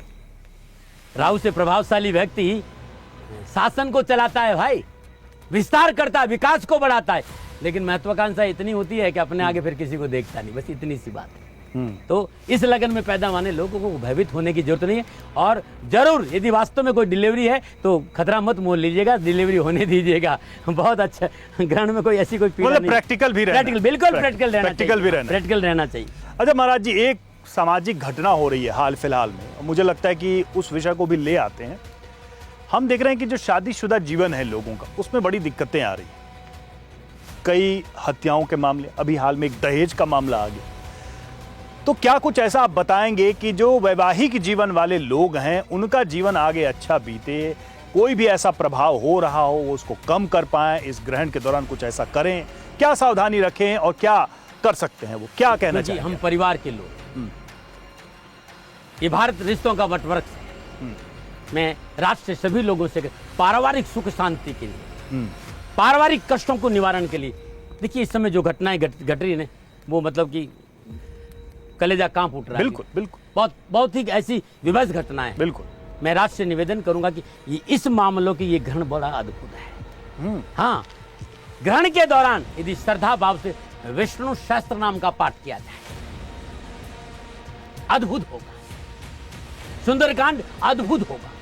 और ग्रहण के दौरान प्रारंभ करें और लगातार 40 दिन यदि हर रोज सूर्य उदय से पहले और सूर्यास्त के बाद सुंदरकांड का और विष्णु सहस्त्र नाम का पाठ कर लिया जाए, तो ये जो परेशानियां हैं ना, ये खत्म हो जाएगी। ये राष्ट्र की ये बहुत बड़ी दुर्घटनाएं हो रही हैं, उन दुर्घटनाओं से पीछा आप देखिएगा, आने वाला समय दुर्घटनाओं का, भूकंप का संकेत दे रहा है, भूस्खलन का संकेत दे रहा है। अभी आप देख रहे हैं, और अभी अफगानिस्तान में कहीं हुआ ना भूकंप आया है, तो ये घटनाएं है, बाढ़, भूकंप, अग्निकांड, हवाई दुर्घटना। ध्यान रखना, कुंभ राशि का मालिक 12वें घर में बैठा है, अपने से 12वां यानी हानि का घर है, व्यय का घर है। थोड़ा सा अपने खर्चों पर भी अंकुश रखना पड़ेगा, अंकुश रखना बहुत जरूरी है। और इस समय जिस तरह के घर योगा योग है, विष्णु सहस्त्र नाम अद्भुत माना जाता है, विष्णु अष्टोत्तर नामावली अद्भुत माना जाता है, ओम नमो भगवती वासुदेवाय नमः अद्भुत माना जाता है। त्र्यंबकम यजामहे सुगंधिम पुष्टिवर्धनम उर्वार रुक्मी वंदनात् प्रतिमोक्ष महामृतात्, इस मंत्र का जाप करना अद्भुत माना जाता है, क्योंकि कुंभ राशि में शनि है और राशि अधिपति शनि है कुंभ राशि के। तो नीलांजनम समाभासम रविपुत्रम यमाग्रजम छायामार्तम शंभुतम तम नमामि सूर्यपुत्र उद्रिक देहि विशालाक्षार सुप्रिया मंदाचार प्रश्नात्मम पीड़ाहर्त। उठकर माँ बाप को चरण स्पर्श करने के बाद यदि ओम शाम शनिश्चराय नमः इस मंत्र का जाप करेंगे तो शनिदेव की कृपा से पारिवारिक विपत्तियों से मुक्ति मिल जाएगी। एक सवाल ये भी इस पूरे मंथन के दौरान, चूंकि पारिवारिक समस्याओं की हम बात कर रहे थे और पारिवारिक जीवन की बात कर रहे थे, बहुत सारे कपल्स, दंपति ऐसे हैं जिनको संतान सुख नहीं मिल पा रहा, वो क्या करें? मतलब वो चिकित्सा कर रहे हैं, वो डॉक्टरों के यहाँ तो जा ही रहे हैं, लेकिन ग्रहीय नक्षत्रीय स्थिति के अनुसार वो क्या करें? आप क्या उनको सलाह दें? यदि वास्तव में मेरे से, क्योंकि अभी ये गणनाओं का विषय है कि संतान क्यों नहीं हो रही, हाँ। लेकिन मैं मोटा बात करूं, पिछले इन 60 साल में मैं इस मार्ग पर हूं और 50 साल से मैं राष्ट्र को ये संदेश दे रहा हूं। मैं विश्वास दिलाता हूं कि हर जो व्यक्ति संतान पक्ष को लेकर बहुत कमजोर है, संतान हो गई तो संतान निरोग नहीं, संतान का सुख नहीं, संतान को सफलता नहीं, या उनको खुद को संतान नहीं हो रही है, मैं उनसे एक बात कहना चाहता हूं, कुछ नहीं, लगातार साल भर सुबह सुबह नहा धोकर भगवान श्री हरि विष्णु के चरणों में तुलसी अर्पित करें। क्या करें? तुलसी तुलसी मंजरी। तुलसी मंजरी खाली विष्णु के चरणों में अर्पित होती है, लक्ष्मी जी की नहीं, ध्यान रखिएगा। और शुद्ध देसी घी का 2 बाट वाला घी जब डालेंगे तो कपास की बाती होगी। 2 बत्ती वाला दीपक जलाए और विष्णु सहस्त्रनामा का 1 पाठ लगातार रोज करें और साल भर एक बार सुबह सुबह सूर्य उदय से पहले करके देखो। डॉक्टर को बीमारी समझ में आएगी, दवा काम कर, संतान सुख मिल जाएगा। या संतान को सफलता नहीं, संतान को सफलता मिल जाएगी। या संतान रास्ते से भटक गई तो रास्ते पे आ जाएगी। विष्णु सहस्त्र नाम का अपना प्रभाव है और प्रत्येक घर में माँ भगवती गायत्री का जाप होना चाहिए। और मृत्युंजय मंत्र तो अपने आप में बड़ा अद्भुत है। धरती है, एक उपग्रह चंद्रमा है, एक हमारे स्टार तारा सूर्य हैं, उनके नवग्रह हैं, लेकिन इस ब्रह्मांड में तो, इस खगोल में तो लाखों करोड़ों तारे, न जाने कितने चंद्रमा होंगे, न जाने कितनी पृथ्वी होगी, न जाने कहां कहां ग्रहण हो रहा होगा जी, जिनकी हमें जानकारी नहीं है। तो उनके प्रभाव का कुछ नहीं, जो हम जानते हैं बस उतना ही प्रभाव। 2-3 चीजें हैं, आप ध्यान रखिएगा। हमारा संबंध पृथ्वी से है, पृथ्वी का संबंध चंद्रमा से है, चंद्रमा का संबंध सूर्य से है। हमारा जो होने का कारण, देखिए अभी तक विज्ञान ने क्या खोजा? मंगल। इससे पहले हमने हमारे शास्त्रों ने बोला था कि मंगल में ये स्थितियां हैं। आप हमारा वेद उठा के देख लीजिए, वैदिक ज्योतिष को मंगल की जानकारी हमने, चंद्र की जानकारी हमने पहले दी। शास्त्रों ने कोई कमी नहीं रही है, विज्ञान ने तो खाली कुछ खोजा है। एक बार हमारे वेद उठा के देख लीजिए, वेदों में सब कुछ है। लेकिन हम बात कर रहे हैं, धरती पे खड़ रहे हैं, हमारे ऊपर जिस ग्रह का प्रभाव है वो चंद्रमा का है। और चंद्रमा हमारा मन का कारक है और सूर्य हमारी होने का कारण है, हमारी आत्मा का कारक है। इसलिए सूर्य और चंद्रमा का इस समय वर्तमान में हमारा संबंध सूर्य, चंद्रमा और पृथ्वी से है। हम इस ग्रह से संबंध रखते हैं। न जाने घटना तो कहीं कहीं हो रही होगी, पूरी घटनाएं हो रही है और उसका प्रभाव भी होगा, लेकिन प्रत्यक्ष में हमारे ऊपर सूर्य, चंद्रमा, प्रत्यक्ष देवता हमारा सूर्य है, वो हमारे होने का कारण है। यदि सूर्य नहीं होगा तो हम नहीं रह पाएंगे, ये आप भी जानते हैं, मैं भी जानता हूं। चंद्रमा हमारे मन का कारक है। आप अच्छी तरह जानते हैं कि चंद्रमा का प्रभाव, आप लोग कह तो देते हैं कि कैसे होगा, इतना दूर है। अरे भाई, समुद्र में ज्वार भाटा चंद्रमा से आता है, ये आप लोगों को सब पढ़ा, हमने पढ़ा और आप भी अपने पढ़ा। समुद्र का पानी और शरीर का पानी का इक्वलिटी है। 72% शरीर में पानी और 72% संसार में, 3/4 जल है, ऐसे ही 3/4 शरीर में भीतर है। जब उस जल पर चंद्रमा का प्रभाव पड़ सकता है तो क्या मानव शरीर पर नहीं पड़ेगा? चंद्रमा मनसो जात है, मन का कारक चंद्रमा। इस समय मन विकृत बहुत होगा क्योंकि राहु के साथ चंद्रमा है। मैं पुनः फिर कहूंगा, डरा नहीं रहा हूं, लेकिन राहु के साथ चंद्रमा है। और चंद्रमा और शनिदेव, ध्यान रखिएगा, चंद्रमा, राहु और शनि और बीच में ये पाप कर्तृ योग भी है। इस समय चंद्रमा बहुत पीड़ित है, मन पीड़ित रहेगा, उदासियां बढ़ेगी, दुर्घटनाएं बढ़ेगी, नाना प्रकार के कष्ट, मन को बहुत पीड़ित होगा। इसलिए सावधान। और इसीलिए मैं कहता हूं कि त्र्यंबकम यजामहे सुगंधिम पुष्टिवर्धनम उर्वारुकमिव बन्धनात् मृत्युर्मुक्षे मामृतात्, इस मंत्र का जाप करना चाहिए। चाहता हूं कि आप लोगों के मन में कोई सवाल हो जो आप पूछना चाहते हैं महाराज जी से। आज चूंकि हम मौजूद हैं और एक विशेष स्थिति में मौजूद हैं, इसलिए प्रश्न जरूर होंगे आपके मन में। तो कोई भी जो सवाल पूछना चाहता है, जी जी जी जी बताइए आप। बाबा जी, श्राद्ध आ रहा है, साथ में ग्रहण भी आ रहा है, तो इसमें हम पितरों को कैसे खुश करें? क्योंकि श्राद्ध पक्ष में ग्रहण प्रारंभ हो रहा है और 7 तारीख को श्राद्ध प्रारंभ हो जाएंगे। जो आपके पितरों की मृत्यु तिथि है, उस दिन किसी ब्राह्मण को बुलाइए, श्रद्धा पूजन के साथ पूजन कराई, तर्पण कराने के बाद गरीब निर्धन व्यक्ति को भोजन की व्यवस्था कर देना। जिस दिन आपके पितरों का श्राद्ध हो, उस दिन अपने घर में बैठकर सुंदरकांड और मां मृत्युंजय मंत्र का जाप करना, बहुत लाभ मिलेगा। एक बात और कहना, पितरों के नाम पर यदि उस दिन आप किसी गरीब को वस्त्र और भोजन और दवा का दान देते हैं तो आपके घर में बहुत लाभ मिलेगा, जिस तरह के घर ही होगा। क्षेत्र, स्थान या जाति या वर्ग, हम अक्सर देखते हैं कि इसके हिसाब से भी लोग सूतक को मानते हैं। तो क्या चंद्र ग्रहण में अलग अलग सूतक वाले अलग अलग तरीके से व्यवहार करेंगे या फिर सबके लिए समान है? ये चंद्र ग्रहण है, 9 घंटे पहले सूतक लगेगा। और सूतक चंद्र ग्रहण का यह है कि उस दौरान शुभ कार्य नहीं करना चाहिए। जो हम शुभ कार्य करते हैं वो नहीं करना चाहिए, इस बात का ध्यान रखना है। ठीक है। और लेकिन ध्यान रखना, सूतक में जो वृद्ध है, युवा है, जो वृद्ध है, बीमार है, बच्चा है, ये नियम उन पे लागू नहीं होता है। हमारे शास्त्रों में ऐसा लिखा है और हमेशा कहते हैं कि आपातकाल मर्यादा नास्ति। और महाराज जी, अब आखिर की 3 राशियां रह गई, उनका हाल चलने के लिए हम आपके साधना स्थल चलते हैं। देखिए कौन सी राशियां हैं, मकर है, कुंभ है और मीन है। तो चलते हैं, समझते हैं कि भाई इनका क्या होने वाला है। बात मकर राशि की करने जा रहा हूं। मकर राशि की राशि अधिपति शनिदेव है और ग्रहण कुंभ राशि में हो रहा है और आपके दूसरे भाव में हो रहा है और दूसरा भाव धन का भाव है। आप चाहते कि आपको सफलता मिले, क्योंकि यह ग्रहण थोड़ा सा सावधानी का संकेत दे रहा है। अत्यधिक आत्मविश्वास, आपकी महत्वाकांक्षाएं, आपकी सोच आपका परेशानी का कारण बन सकती है। ग्रहण सावधानी का संकेत दे रहा है। अपनी भाषा में शालीनता रखें, अपनों को अपने साथ रखें और कार्य में सफलता पाने के लिए धैर्य और संयम का प्रतिनिधि। सफलता चाहते तो आपको मेहनत करना पड़ेगा। थोड़ा सा मानसिक परेशानियों का संकेत है। ये 27 दिन आपके लिए मानसिक परेशानियों का है, लापरवाही मत करें। लेकिन आप चाहते कि व्यक्तिगत मान प्रतिष्ठा बचे रहे, तो धैर्य और स्वयं का प्रतिनिधि।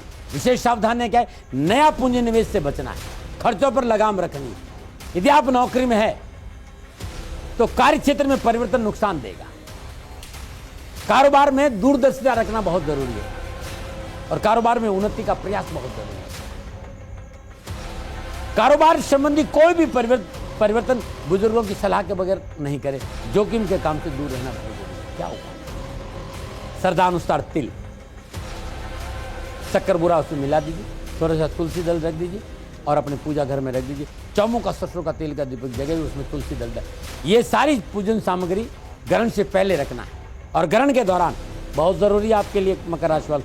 ग्रहण के दौरान ओम गोपालाय उत्तर ध्वजाय नमः और इसके साथ साथ ओम शम शनिश्चराय नमः ध्वजनी धामनी चैव कंकाली कलह प्रिया कंटकी कलही चाँद तुरंगी महिषी अजा ओम शम शनिश्चराय नमः, इस मंत्र का जाप करेंगे तो आपके लिए बड़ा उत्तम। और ग्रहण समाप्ति के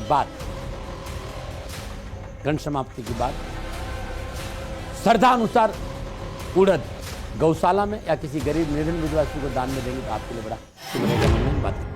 कुंभ राशि वालों के लिए यह ग्रहण बहुत विशेष है, ध्यान रखिएगा, क्योंकि आपकी राशि में ही ग्रहण हो रहा है और वहां चंद्रदेव और राहुदेव दोनों विराजमान हैं। लगन भाव में ग्रहण है आपके, बहुत संभल कर चलना होगा। संतान पक्ष पर विशेष ध्यान रखना होगा। मांस मदिरा से दूर रहना पड़ेगा। नशा आपके लिए परेशानी का कारण बनेगा, चाहे नौकरी हो चाहे व्यवसायिक चुनौतियों का सामना करना पड़ेगा। सकारात्मक सोच रखना होगा, क्योंकि नकारात्मकता बढ़ेगी आपके लिए। पारिवारिक जीवन में उथल पुथल का संकेत है। निजी जीवन में तकलीफों का संकेत नजर आ रहा है। आशाओं के विपरीत परिणाम मिलेंगे। कार्यस्थल हो या व्यक्तिगत जीवन हो, संभल कर रहना बहुत जरूरी। अत्यधिक आत्मविश्वास से बचे, अहंकार पर काबू रखें, इरिटेशन हावी नहीं होने दें और बहुत जरूरी है अपनों पर विश्वास करके अपनों की सलाह से काम करें, अन्यथा परेशानी हो जाए। समाधान क्या है? किसी भी लाल कपड़े में 1.25 किलो बूंदी का प्रसाद बांध दीजिए, उसमें बहुत जरूरी है तुलसी दल डाल। ग्रहण से पहले पूजा घर में रख दे। ग्रहण से पहले घी का दीपक जलाए। ओम ह्रीम श्रीम लक्ष्मी नारायणाय नमः, इस मंत्र का जाप करें, या फिर ओम ह्रीम श्री पुत्राय क्लीं कृष्णाय नमः, ये मंत्र का जाप ग्रहण के दौरान करें। ग्रहण समाप्ति के बाद ये जो लड्डू है ये किसी गौशाला गाय को अपने हाथ से खिला जाए और ग्रहण के बाद गरीब निर्धन लोगों को सूखे भोजन का दान देना अति उत्तम रहेगा। और बात करते हैं मीन राशि। मीन राशि वालों के लिए ग्रहण 12वें भाव में हो रहा है और 12वां भाव व्यय का भाव। खर्चा बढ़ेगा, अचानक खर्चा बढ़ेगा। संचित धन कोष में कमी आएगी। पूंजी निवेश करते समय सोच विचार कर निर्णय लेना पड़ेगा और किसी भी कार्य में फेरबदल नुकसानदायक रहेगा। अप्रत्याशित खर्चे हैं, बैंक बैलेंस बिगड़ सकता है और शत्रु आपको परेशान कर सकता है। जीवन साथी के साथ टकराव आ सकता है। निजी संबंधों में टकराव की संभावना नजर आए। व्यर्थ के भय भ्रम भ्रांति फॉल्स इल्यूजन को अपने पर हावी नहीं होने देना और स्वास्थ्य को लेकर विशेष सावधानी बरतें। क्या उपाय करें? ग्रहण से पहले 1.25 किलो या श्रद्धानुसार हल्दी पीले कपड़े में बांध दीजिए। उतना ही गुड़ पीले कपड़े में बांध दीजिए। दोनों सामग्री ग्रहण से पहले उसमें तुलसी दल डाल दीजिए। पूजा घर में रख दीजिए। सुदेशी घी का दीपक ग्रहण से पहले जलाइए, तुलसी दल उसमें भी रखिए। ग्रहण के समय 9:57 से लेकर 8 सितंबर अर्ली मॉर्निंग 1:24 तक, ये 3 घंटा 28 मिनट के बीच में ओम नमो भगवते वासुदेवाय नमः विष्णु सहस्त्रनामा का पाठ करना या ओम क्लीम उद्घृताय उद्धारणाय नमः इष्ट मंत्र का जाप करना अति उत्तम रहेगा। ओम ग्राम ग्रीम ग्रम गुरुवे नमः बृहस्पति के बीज मंत्र का जाप करना भी आपके लिए अच्छा है। ग्रहण समाप्ति के बाद पुनः स्नान करें, नए वस्त्र धारण करें, श्रद्धानुसार चने की दाल, भोजन सामग्री और ये संपूर्ण सामग्री किसी गरीब निधन महिला को दान में देंगे तो आपके कष्ट मिटेंगे और आपकी परेशानी दल जाएगी। तो देखिए, अभी हम साधना स्थल गए थे और वहां हमने समझा कि राशियों की क्या स्थिति। अब राशियों की तो सारी चीजें हो गई, लेकिन देखिए दर्शक हमारे साथ जो जुड़े हुए हैं उनके भी कुछ प्रश्न, कुछ मेरे भी प्रश्न हैं, वो भी मैं पूछूंगा। लेकिन हमारे साथ एक दर्शक हैं, वो सवाल करना चाहते हैं, तो उनका सवाल सबसे पहले लेते हैं। बताइए क्या सवाल। जाति महाराज प्रणाम। जो गया में पिंडदान करके आ जाते हैं तो उनके बाद पूर्वजों का श्राद्ध करना क्या जरूरी है या नहीं, ये प्लीज कृपया बताएं। महाराज देखिए, श्रद्धा यदि करते श्राद्ध, जो श्रद्धा से किया जाता है वो श्राद्ध। यदि आपने पिंडदान कर भी दिया तब भी पूर्वजों के लिए श्राद्ध पक्ष में भोजन देना, गाय को चारा देना, गरीब को वस्त्र देना और घर में अपने पूर्वजों का पूजन करना उत्तम माना जाता है। कोई है, लेकिन एक बात और ध्यान रखिएगा, गया में पिंडदान करने के बाद यदि हमें पूर्वजों के लिए दान पुण्य नहीं करना चाहिए, ऐसा कहीं कुछ नहीं। श्राद्ध को पीड़ा का विषय मत मानिए। श्राद्ध हमारी पूर्वजों के प्रति श्रद्धा है, हमारी आस्था है, जिन्होंने हमें संसार में भेजा, जो हमारे अपने पूर्वज रहे, जिन्होंने हमें बहुत कुछ दिया। कहते श्रद्धा कृते इति श्राद्ध, जो श्रद्धा से किया उनके प्रति अपनी श्रद्धा को प्रकट करना।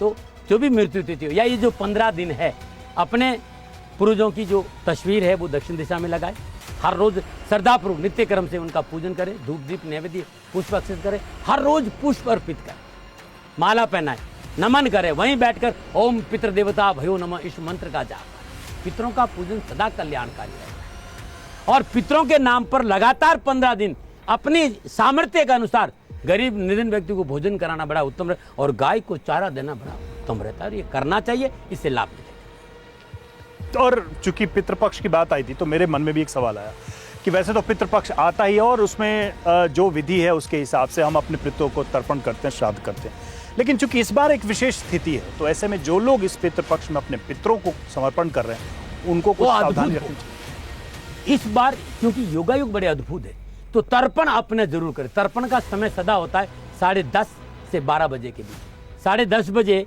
जब समय अपने हाथ में थोड़ा सा जल, लोटे में जल ले लीजिए, जल में थोड़ा सा दूध डाल दीजिए, कच्चा दूध डाल दीजिए, जौ डाल दीजिए, काले तिल डाल दीजिए। उसके बाद सर्वप्रथम जो अर्पण होता है वो देवताओं का होता है, ये ध्यान रखिएगा, ऋषियों का होता है। उसके बाद दक्षिण दिशा में मुंह करके हाथ में जल लेकर अपने पितरों का ध्यान करते हुए जल का तर्पण करना चाहिए, उससे अपना कल्याण होगा। ठीक है, ठीक है। न्याय के देवता हैं शनिदेव, कर्म के हिसाब से वो फल देंगे, हमारा न्याय करेंगे सभी व्यक्तियों का, लेकिन फिर भी उनको प्रसन्न करने की क्यों जरूरत है? जो न्याय देता है वो आपके कर्म देखता है और उसके हिसाब से आपको न्याय देता है। भाई जज की कुर्सी पर कोई व्यक्ति बैठा है तो वो आपके हिसाब से, आपके कर्मों के हिसाब से फैसला सुनाएगा, उसको प्रसन्न क्यों करे? ये घूस देना नहीं हुआ क्या जज को?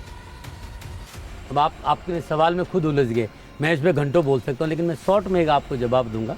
शनि कर्म फल दाता है, जना नाम कर्म फल दो ग्रह रूपी जनार्दन, शिवम ग्रह के रूप में जनार्दन ने अवतार लिया और ये निर्णय बताया कि 7 के 7 ग्रह, जो बाकी 8 ग्रह है, वो मनुष्य के कर्मों का लेखा जोखा करेंगे कि आपने क्या किया। वो रिपोर्ट आएगी शनि महाराज के पास में कि आपने क्या किया, आपके किए गए कर्मों के विपुल भंडार में से किस कर्म को कितना और किस प्रकार भुगतना है, ये है शनिदेव का काम। अब वो कहीं नहीं आ रहे, ध्यान उनको प्रश्न आप कहीं नहीं कर, आपने अपना कर्म कर दिया है। शनिदेव को ना आपके अच्छे से लेना देना ना बुरे से लेना देना है, वो तो तराजू में बैठे हुए, और तराजू में बैठे हुए खाली आपके किए गए कर्मों का निर्णय कि आपने जो किया है वो कैसे, कब और क्या, कहां भुगतना है, वो उनका काम है। अब प्रश्न का मतलब ये होता है, यही मैं समझना चाहता। प्रश्न था कि प्रश्न क्यों करें? प्रश्न उनके लिए नहीं, प्रश्न हमारे लिए कि हम अपने आप में संतुलित कैसे रहे। वो न्याय करेंगे तब न, उससे पहले हम अपने आप में संतुलित कैसे रहे। शनिदेव की आराधना करने का मतलब क्या है? अभी तक तो हम यही समझ नहीं पाए कि हम दीपक जलाए, जो जलाए, आरती करें। मैं उस आराधना की बात नहीं करूँ। शनि क्या कहते हैं? शनिदेव कहते हैं मेरे मार्ग पे चल के दे, तेरे मार्ग नहीं खोल दे तो कहना। शनिदेव का पहला कहना है कि जो मनुष्य अपने माँ बाप की सेवा नहीं करता है, जो मनुष्य अपने माँ बाप का आदर नहीं करता है, जो मनुष्य अपने राष्ट्र के प्रति गद्दारी करता है और जो मनुष्य धर्मानुकूल आचरण नहीं करता है, मैं उसे कभी माफ नहीं करता। हम जैसे लोग जो बहुत व्यस्त रहते हैं, ना दिन का ठिकाना ना रात का ठिकाना, हमारे जैसे पता नहीं कितने लोग होंगे, वो क्या करें? घर से जब बाहर निकले है 7 तारीख, मतलब उनके पास समय नहीं कि कहीं जा पाए। आप हाँ। कुछ भी मत करिए, आप घर से बाहर निकल रहे हैं ना, हाँ। माता पिता को चरण स्पर्श कर लीजिए। घर में घुसे ना, जेब में एक टॉफी लेके जाना, प्यार से माँ के मुंह में डाल देना। कथा पूजा पाठ सब हो जाए। एक बार माँ को प्यार से हक कर दीजिएगा और पूछ लेगा माँ आप कैसी हैं, विश्वास करना अश्वमेध यज्ञ हो गया। माँ बाप को पूछोगे नहीं, आचरण अच्छा नहीं रखोगे और हर रोज यज्ञ कर लो, पूजा कर लो, पाठ कर लो, भला होने वाला रवि नहीं है। आप ग्रस्त हैं और संसारी है तो अपने कर्तव्य का पालन करिएगा, अपने राष्ट्र के प्रति वफादार रहिएगा और अपने माँ बाप की सेवा करिएगा। आपका जीवन सदा खुशियों से भरा रहेगा। ये तो कर ही सकते हैं ना। हम चाहते हैं कि आप हमारे दर्शकों से कुछ कहना चाहते हो, कुछ ऐसी बात। देखिए ये सामने हमारा कैमरा है और इसके जरिए आप हमारे करोड़ दर्शक सुन रहे हैं। क्या कहना चाहेंगे हमारे दर्शकों को मैं ग्रहण को लेकर या संपूर्ण राष्ट्र के टीवी 9 के संपूर्ण भाई बहनों को पहले तो टीवी 9 का आभार प्रकट करता हूं कि मुझे अवसर दिया। मैं सदा टीवी 9 का आभारी रहूंगा क्योंकि ग्रहण है। ग्रहण रात्रि 9:57 पे प्रारंभ होगा और 8 तारीख अर्ली मॉर्निंग 1:24 तक ग्रहण रहेगा। 3 घंटा 28 मिनट का ग्रहण है। ग्रहण के दौरान सोना नहीं, इस बात का ध्यान रखें। मेटाबॉलिज्म सिस्टम प्रभावित होता है भाई। पत्रकार महोदय अपनी 10 तरह का सवाल किया, मैंने उसे कुछ नहीं कहा, लेकिन इस समय हमारी ऊर्जा दूषित हो रही है। जो हमें ऊर्जा मिलनी चाहिए वो ऊर्जा मिल नहीं पा रही है। क्या करेंगे? ऐसी अवस्था में मृत्युंजय मंत्र का जाप करिए। ये 3 घंटा 28 मिनट सुंदरकांड का पाठ करिए, रामायण का पाठ करिए, गीता का पाठ करिए, माँ भगवती दुर्गा के मंत्रों का, बीज मंत्रों का जाप करिए, अपने ग्रहों के मंत्रों का जाप करिए। जो भी मंत्र आपको इष्ट मंत्र हो या फिर बैठकर ध्यान और सुमरन करिए। ग्रहण के दौरान ध्यान, पूजन, सुमरन करना उत्तम रहता है। इस बात सूतक में शुभ कार्य नहीं करना चाहिए। तो 12:57 से लेकर 8 सितंबर 2025 अर्ली मॉर्निंग 1:24 तक शुभ कार्यों से दूर रहना चाहिए। उस ग्रहण के दौरान भोजन नहीं करना चाहिए। यदि कोई भी पूजन सामग्री आप ग्रहण में रखना चाहते हैं या दान देना चाहते हैं, इस बात का ध्यान रखिएगा। दान देना चाहते हैं तो ग्रहण से पहले उस पूजन सामग्री में कुछ तुलसा जरूर, या तो कुछ रख दीजिए या तुलसी रख दीजिएगा, अच्छा माना जाता है। उसमें शुद्धिकरण रहेगा, अशुद्ध नहीं रहेगा। और ग्रहण के दौरान ज़्यादा से ज़्यादा जाप करिए, मानस जाप करिए, बोल के नहीं, जितना हो सके मानस जाप करिए। मानस जाप करने का लाभ मिलेगा। और राष्ट्र से कहना चाहता हूँ, शनिधाम से हूँ, इस समय आराध्य मेरे पीछे है और ग्रहण का समय है। यदि अवसर मिल जाता है तो जब कभी मौका मिले आइए शनिधाम, खाली दर्शन करिएगा, आपका कल्याण होगा। शनि शत्रु नहीं मित्र, शनि भाग्य विधाता, कर्म फलदाता। शनि कुंभ राशि में शनि है, ध्यान रखिएगा। सावधानी अपेक्षित है, डरना नहीं है। Prevention better than cure. Shanidev कुंभ राशि के स्वामी हैं, कर्म में सुधार रखिएगा। लगातार ये आने वाले 27 दिन हर रोज गाय को रोटी जरूर दीजिएगा। इसी भावना के साथ पुनः आप सभी लोगों का मेरा प्यार, खूब आशीर्वाद। शनि भगवान आपकी रक्षा करे। नमन। बहुत बहुत धन्यवाद महाराज जी, बहुत बहुत धन्यवाद।